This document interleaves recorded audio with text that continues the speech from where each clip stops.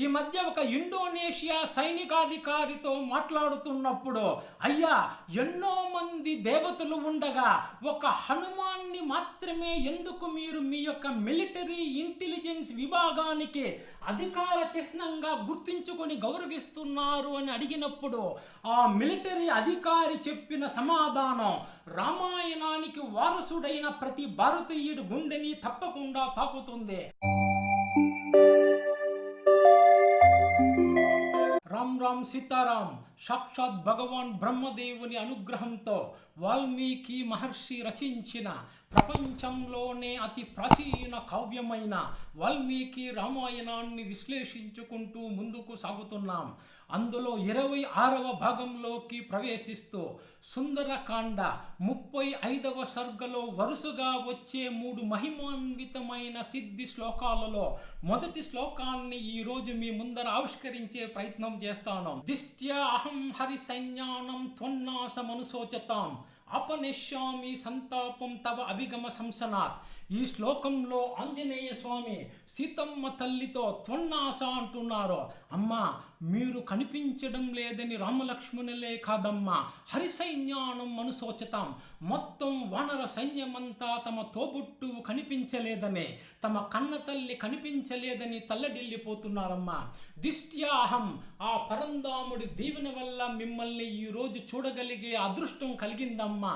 తవ అభిగమ సంసనాత్, ఈరోజు ఇక్కడకు వచ్చి మిమ్మల్ని చూసిన ఈ శుభవార్త ఏదైతే ఉందో అపనేష్యామి సంతాపం, మొత్తం వానర సైన్యం యొక్క బాధల్ని తీసేస్తుందమ్మా. ఈ శ్లోకంలో ఆంజనేయ స్వామి, అమ్మా, మీరు కనిపించడం లేదని రామలక్ష్మణులే కాదమ్మా, మొత్తం వానర సైన్యమంతా తల్లడిల్లిపోతుంది తల్లి. ఆ పరమాత్ముడి అనుగ్రహంతో ఈరోజు మిమ్మల్ని చూడగలిగానమ్మా. మిమ్మల్ని చూసిన ఈ శుభవార్త మొత్తం హరి సైన్యానం, ఆ మొత్తం వానర సైన్యం యొక్క బాధనే తీసేస్తుందమ్మా అని చెప్పడం ద్వారా ఆ ఆంజనేయ స్వామి సీతమ్మ తల్లికి ధైర్యాన్ని కల్పిస్తున్నారు. అమ్మా, మీ వెనక రామలక్ష్మణులతో పాటు మొత్తం 67 కోట్ల మంది వానర సైన్యం అండగా ఉంది తల్లి. మీరు భయపడకండమ్మా, తొందరలో వాళ్ళందరూ వచ్చి మిమ్మల్ని రక్షిస్తారు అని ఆంజనేయ స్వామి ఆ సీతమ్మ తల్లికి జీవితం మీద ఆశను కల్పిస్తున్నారు. ఈ శ్లోకాన్ని విన్నంత మాత్రం చేత శత్రు బాధలతో భయపడుతున్న వారికి వెంటనే ఉపశమనం కలుగుతుంది. రోజు పారాయణం చేయడం ద్వారా ఇక వారికి శత్రు బాధలే ఉండవు. ఈ శ్లోకాన్ని మనం బాగా పరిశీలించి చూస్తే అందులో ఆ ఆంజనేయ స్వామి యొక్క మహోన్నతమైన వ్యక్తిత్వం కనిపిస్తుంది. కనీసం మనసులో కూడా ఊహించుకోవడానికే వీలు కానటువంటి ఎక్కడో సముద్ర మధ్యలో ఉన్న ఆ సీతమ్మ తల్లి జాడ తెలుసుకున్న ఆ ఆంజనేయ స్వామి నేను ఈ పని చేశాను అని చెప్పుకోవటం లేదు, దిష్ట్యాహం అంటున్నారు. ఆ పరమాత్ముడి అనుగ్రహం వల్ల సీతమ్మ తల్లిని చూడగలిగాను అని ఎంతో సవనీయంగా తెలియజేస్తున్నారు.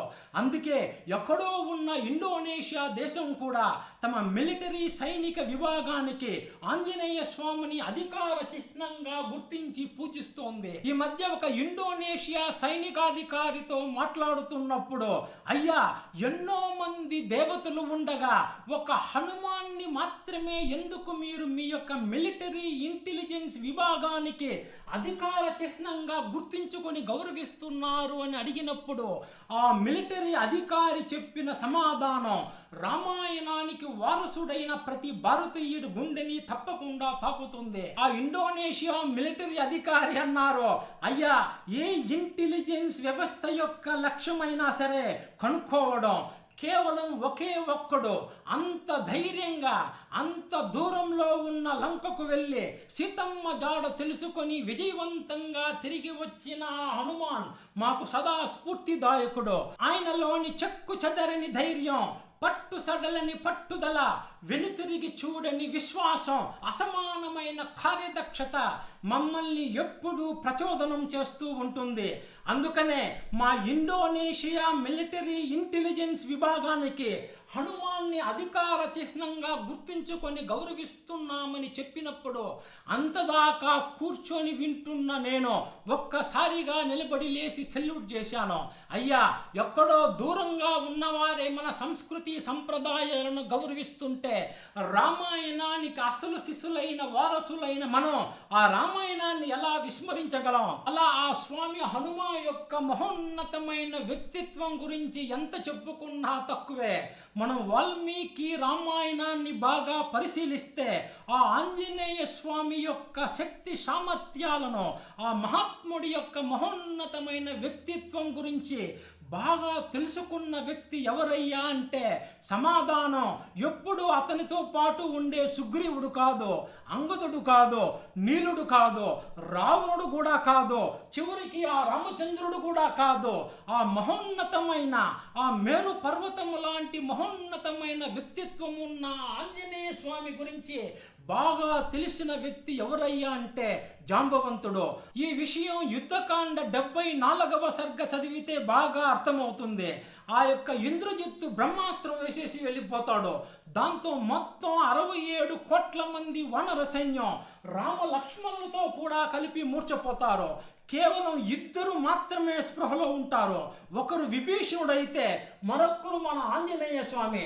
ఆ రోజు రాత్రి వాళ్ళిద్దరూ కాగడాలు పెట్టుకొని ఆ యుద్ధ భూమిలో వెతుకుతుంటారు తమ వారి కోసం.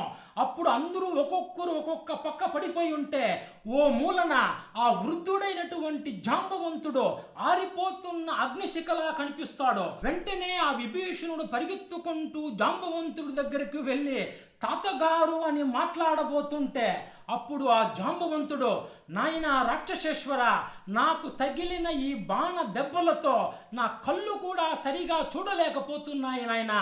కానీ నీ మాటలు వింటుంటే, నీ స్వరం వింటుంటే నువ్వు సౌమ్యుడైనటువంటి ఆ విభీషణుడని అర్థమవుతుంది.